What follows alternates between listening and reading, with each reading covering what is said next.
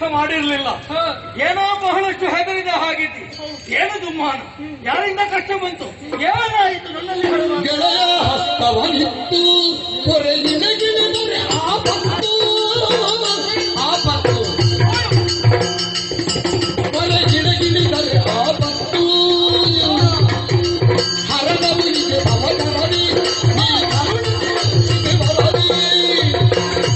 ಗೆಳೆಯ ಹಸ್ತವನಿತ್ತು.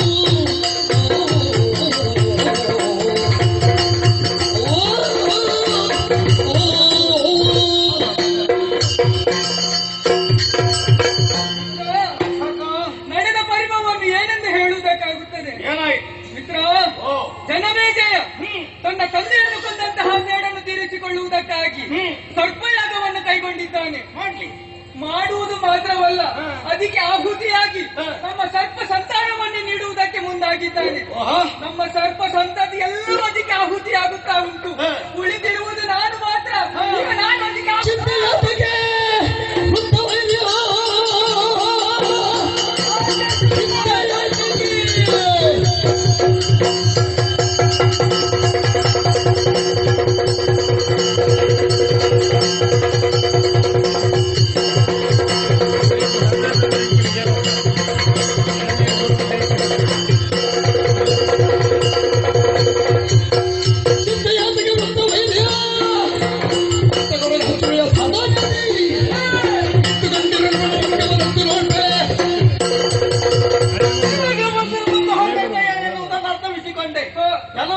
ಸರ್ಪಾಚಾರಕ್ಕೆ ನಿಷ್ಠಾವಂತನಾಗಿದ್ದಾನೆ.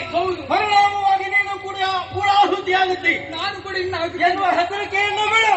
ಒಂದೊಂದು ಸಕಲಾದಿಗಳಿಗೆ ಆತ್ಮೀಯ ಮಿತ್ರನಾಗಿರುವಂತಹ ನಿನ್ನನ್ನು ರಕ್ಷಣೆ ಮಾಡುವುದಕ್ಕೆ ನನ್ನಿಂದ ಸಾಧ್ಯ ಇಲ್ವಾ? ನೀನೊಬ್ಬನಿರು. ನಾನೇರುವಂತಹ ಪೀಠ ಉಂಟಲ್ಲ, ಅದಕ್ಕೆ ಸುತ್ತು ಹಾಕಿ ಯಾರು ಏನು ಮಾಡ್ತಾರೆ ನಾನು